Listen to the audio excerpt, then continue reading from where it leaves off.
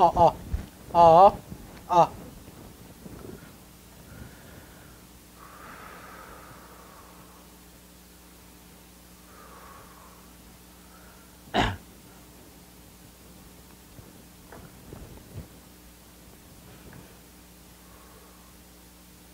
네, 시작하겠습니다.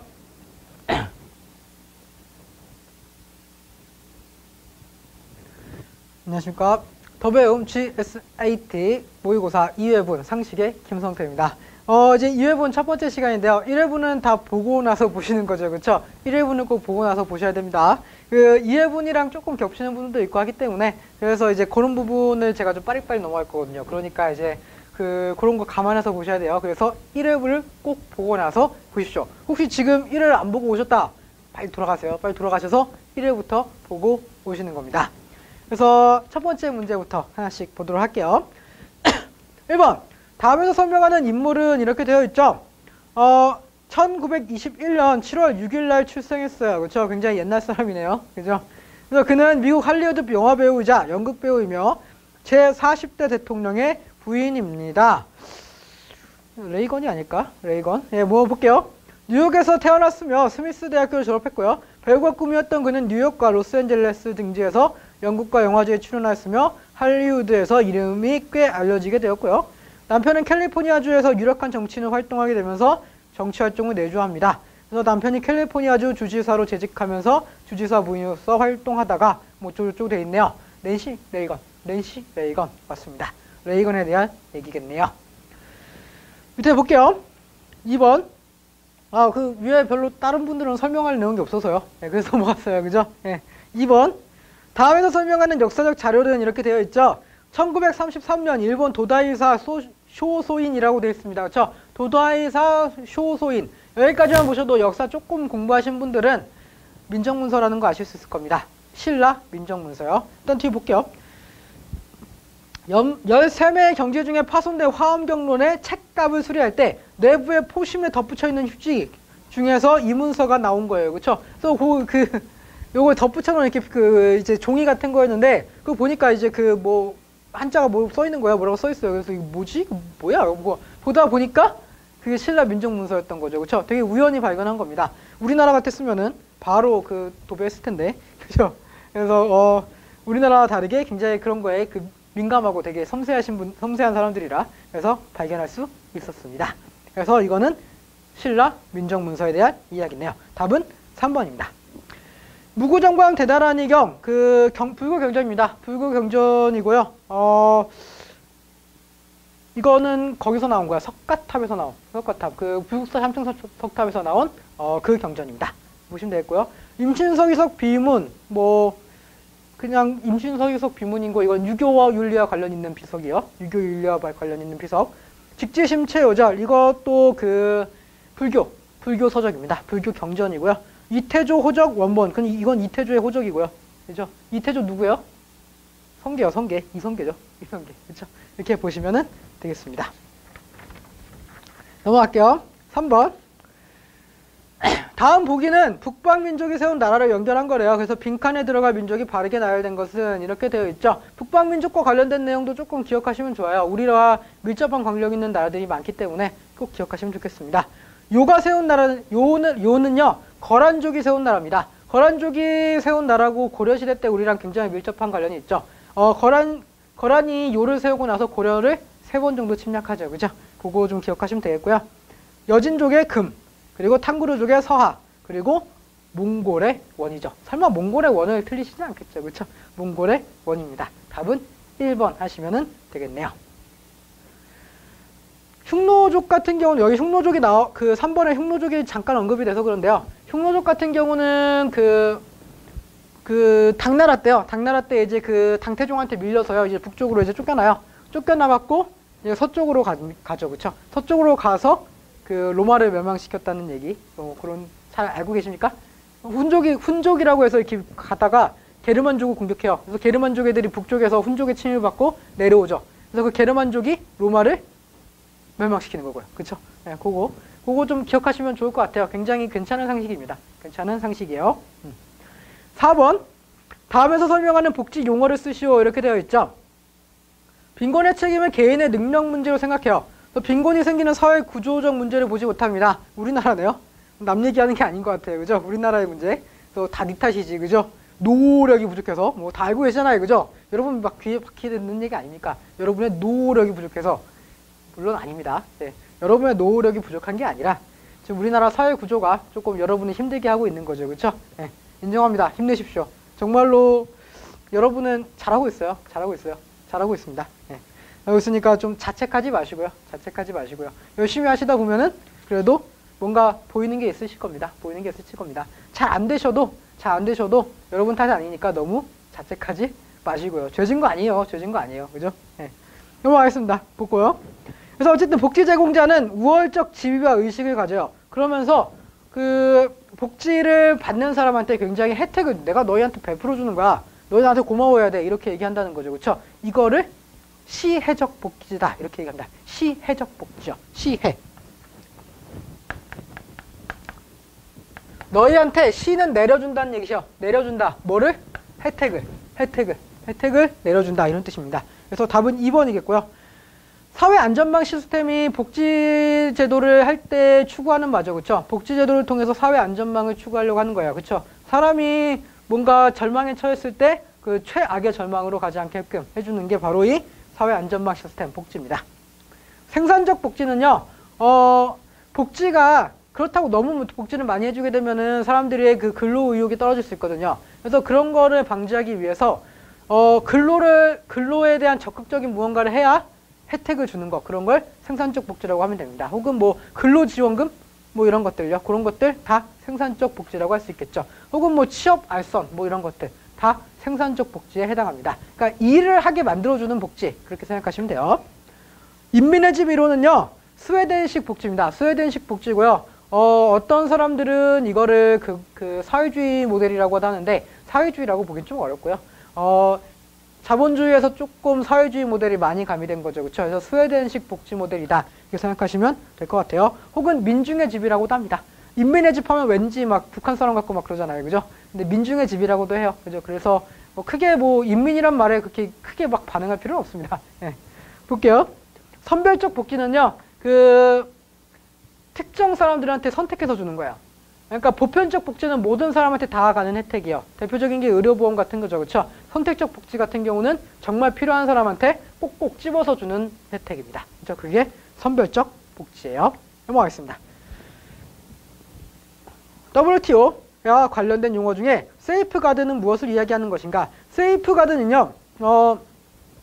수입을 하는 과정에서 이거를 계속 수입하다 보면은 우리나라 산업이 완전 붕괴될 것 같은 거예요. 붕괴될 것 같은 거예요. 혹은 이것이 안전한 물건이 아닌 걸로 판명이 났어요. 그래서 이거를 가져오면은 우리한테 위협이 돼요. 우리 생명에 위협이 돼요. 우리 국민들의. 그럴 때 수입을 거부할 수 있는 거예요. 수입을 거부할 수 있는 방어막. 이렇게 생각하시면 됩니다. 그래서 답은 2번이죠. 긴급하게 수입을 제한할 수 있는 것. 수입을 제한할 수 있는, 그죠? 제한하는 명령을 할 수 있는 것. 그게 바로 세이프가드라고 할 수 있겠죠. 답은 2번입니다. 넘어가시고요. 6번.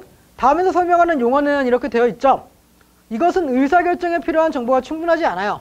그래서 불리한 선택을 하게 되는 것을 말합니다. 그래서 이를 최초로 제기한 조지 에컬로프는 경제적 거래 이전에 소비자의 불비 정보로 인해 발생하는 것이므로 생산자는 광고를 통해 신호와 평판을 통해 상품의 유형을 정확히 소비자에게 알려주어야 한다. 이런 얘기죠. 그렇죠? 이게 어떤 거냐면요. 누구나 똑같은 물건이에요. 똑같은 A하고 A 물건인데 여기는 100원에 팔고 여기는 1000원에 팔아요. 그렇죠? 네. 이거를 만약에 내가 알고 있어요. 그러면 아무도 이 1000원의 A를 사는 미친 사람은 없다는 얘기죠. 네.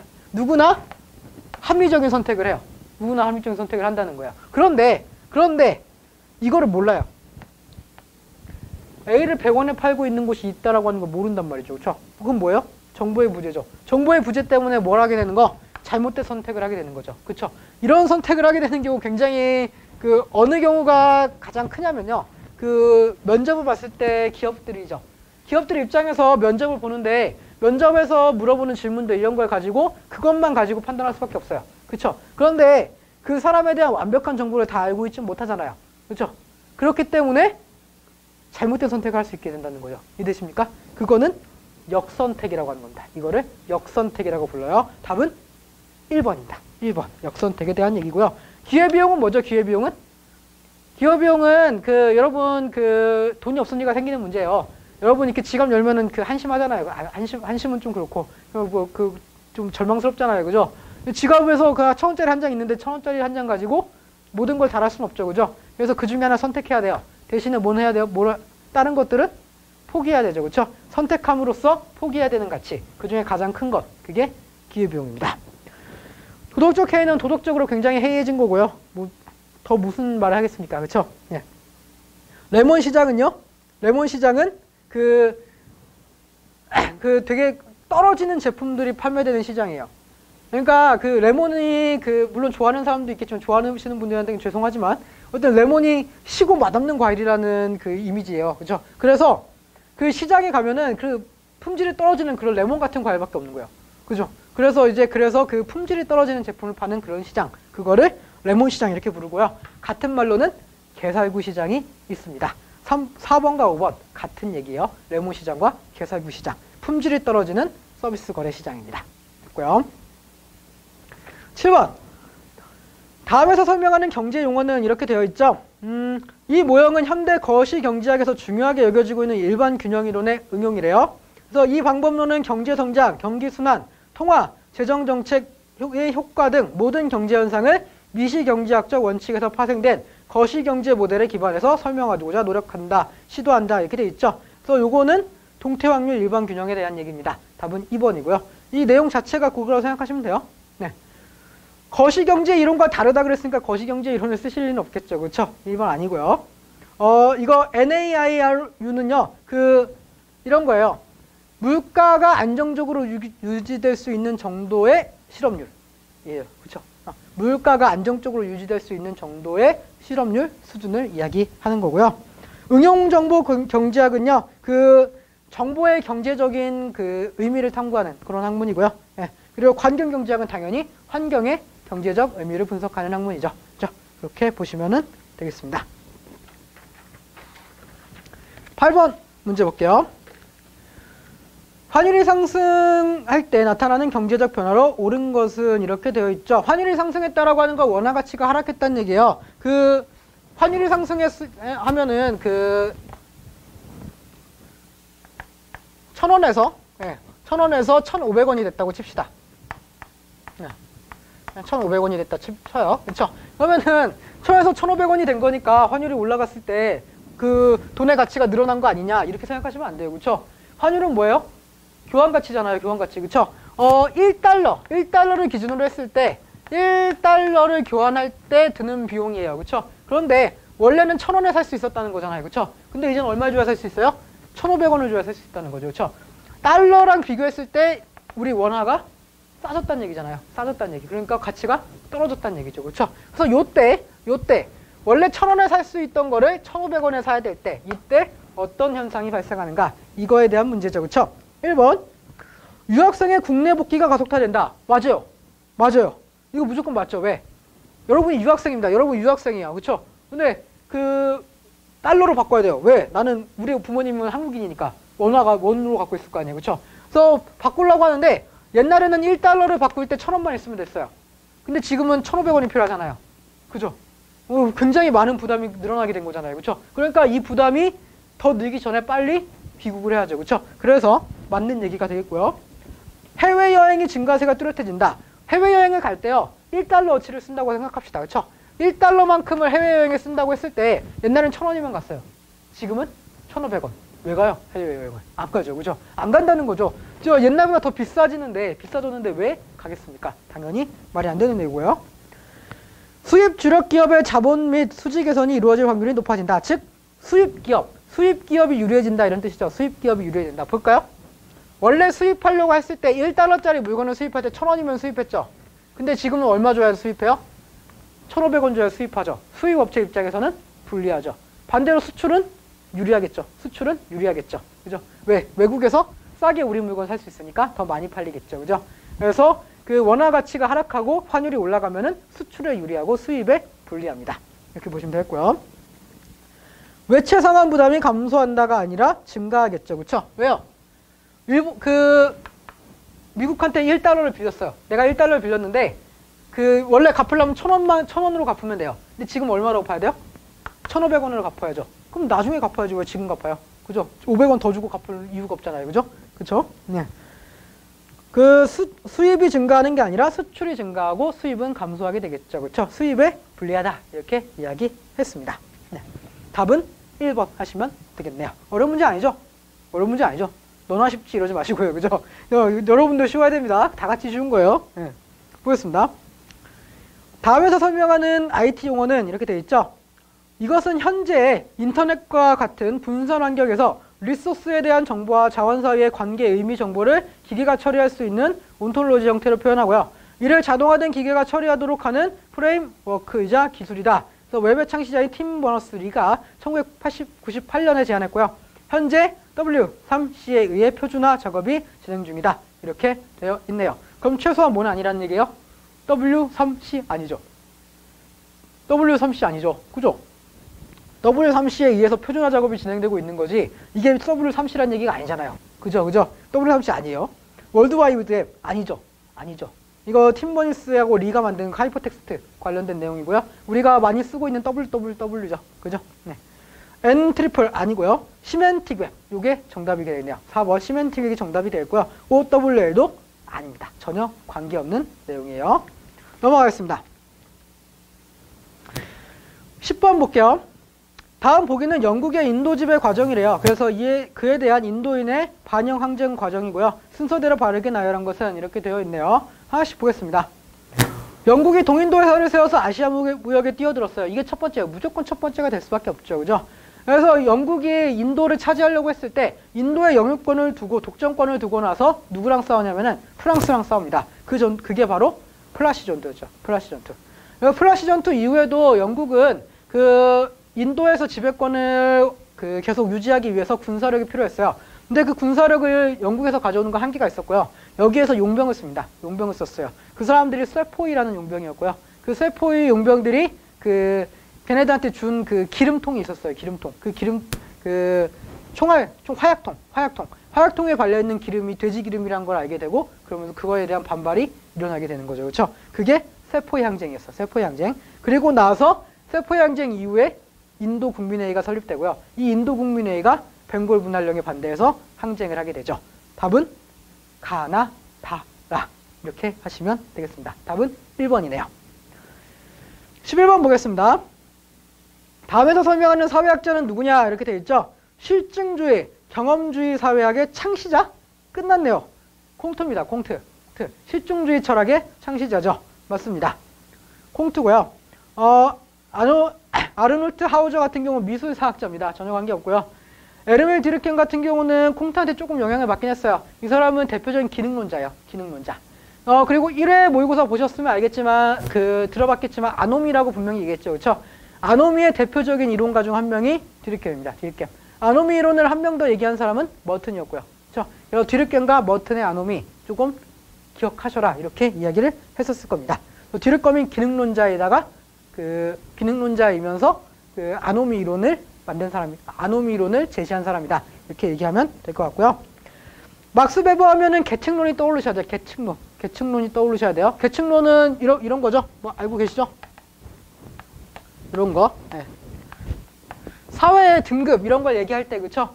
이런 걸 얘기할 때 정치, 경제, 사회적으로 구분한 거 그렇죠? 이런 게 계층 이론이고요. 그리고 카를 막스는 사회주의의 창시자죠. 그렇죠? 사회주의 이론의 창시자고 계급론을 중시한 사람입니다. 계급론을 중시한 사람이요. 계급론은 이런 구조죠. 이런 구조. 예. 자본가와 노동자. 이렇게 구분한 거예요. 예. 자세히 설명하고 싶은데 제가 시간이 없어요. 그렇죠? 기능론 혹시 모르시는 분은 질문 남기세요. 그렇죠? 기능론 잘 모르시는 분은 질문 남기시고 계층과 계급이 궁금하시다. 그럼 질문 남기세요. 그렇죠? 그러면은 친절하게 답변해 드리겠습니다.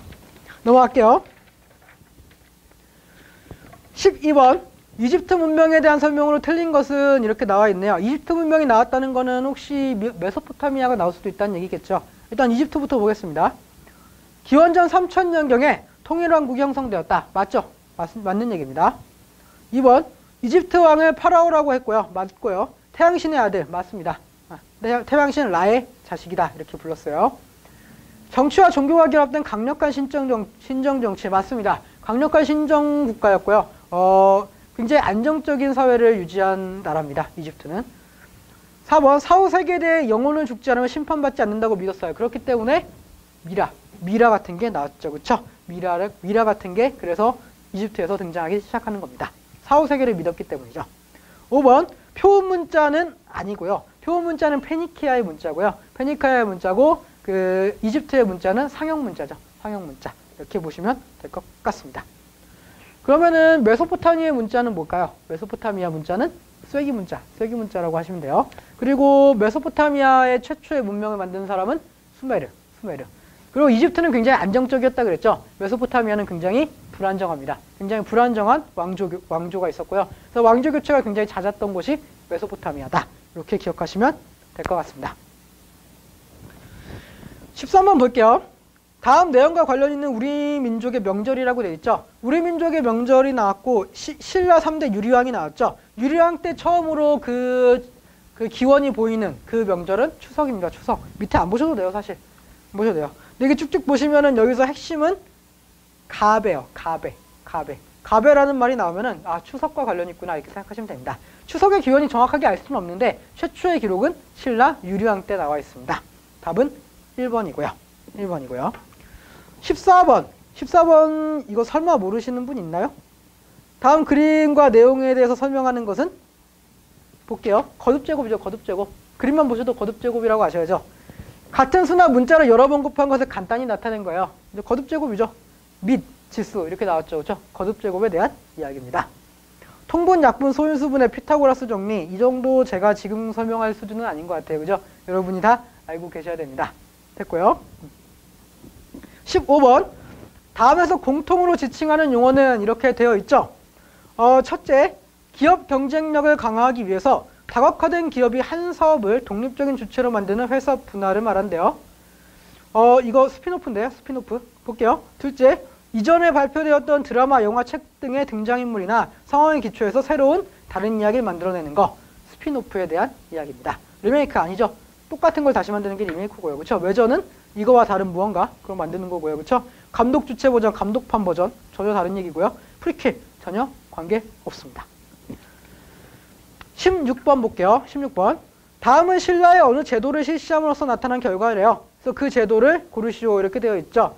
귀족의 단결을 굳게 하고요. 국왕과 귀족 간의 권력을 조절하는 기능을 담당했대요. 그래서 또한 안건이 있을 때에는 만장일치제를 채택했다. 만장일치제를 채택했다. 즉 회의를 했다는 거죠. 회의를 한 다음에 모두가 다 찬성해야만 통과되는 거. 신라의 회의기구, 화백회의에 대한 얘기죠. 화백회의가 나왔으면은 그 신라의 화백회의가 나왔어요. 그럼 고구려의 회의제도나 백제 회의제도도 나올 수 있죠. 그렇죠? 고구려의 회의제도는 뭐예요? 고구려의 제가회의가 있죠. 그렇죠? 제가회의가 있고요. 백제는 무슨 회의죠? 백제는 정사함회의가 되겠고요. 신라는 방금 얘기했던 화백회의고요. 그럼 고려에는 있을까요? 고려에는 회의기구가 있을까요? 없을까요? 있어요. 고려에 있습니다. 고려에 도병마사 혹은 식목도감도 있고요. 나중에 도병마사가 이름을 바꾼 도평의사사도 있어요. 다 회의기구죠. 다 회의기구예요. 그렇죠? 조선은 있을까요? 없어요? 조선. 있어요. 우리나라 회의기구는 굉장히 항상 있습니다. 항상. 조선의 회의기구는요? 의정부죠. 의정부. 그렇죠? 의정부. 삼정승이 모여서 회의하는 기구입니다. 그렇죠? 그래서 이런 것들이 다 있었다라고 하는 것 정도 회의기구와 관련해서 조금 기억하시면 좋겠습니다. 넘어갈게요. 17번 문제입니다. 다음에서 설명하는 문학가는 이렇게 되어 있죠. 그는 트라케 또는 프리기아 출신의 전쟁포로였던 것으로 전해지고요. 역사가 헤로도토스에 따르면 기원전 6세기 사모스 사람 이드몬의 노예로 일하다가 훗날 델포이에 있는 아폴론 신전 사제들의 탐욕을 고발한 까닭에 그곳 사람들에게 살해됐다고 합니다. 이 사람은 이솝이네요. 이솝우화로 유명한 바로 그 이솝입니다. 이솝. 헤로도토스가 굉장히 옛날 사람이에요. 그리스 역사학자입니다. 고대 그리스 역사학자예요. 그 고대 그리스 역사학자가 기록에 남긴 사람 이솝밖에 나올 수 없습니다. 생텍쥐베리요? 어린 왕자 쓴 사람? 훨씬 옛날 뒷사람이에요. 훨씬 뒤에서. 훨씬 젊은 사람이죠. 그 헤로도토스에 비하면요. 네. 성 어거스틴은요. 그 아우구스티누스 얘기하는 거고요. 교부 철학을 완성시킨 사람이고요. 그 크리스토교 철학의 기초를 닦은 사람입니다. 크리스토교, 그러니까 기독교 철학의 기초를 닦은 사람이에요. 에드워드 카는 E.H. 카라고도 부르고요. 이 사람은 역사학자입니다. 역사학자고 굉장히 유명한 말을 남겼죠. 굉장히 유명한 말인 그 역사는 과거와 현재의 대화이다. 역사는 과거와 현재의 대화이다. 이런 말을 남긴 사람이기도 합니다. 아노 도미니는요. AD예요. AD. AD의 반대말은 BC. 그쵸? Before Christ. 그리고 AD. 그쵸? 아노 도미니. 이렇게 하시면 되겠습니다. 여기까지 하고요. 잠깐 쉬었다가 18번부터 다시 보도록 하겠습니다. 조금 이따 뵙겠습니다. 수고하셨습니다.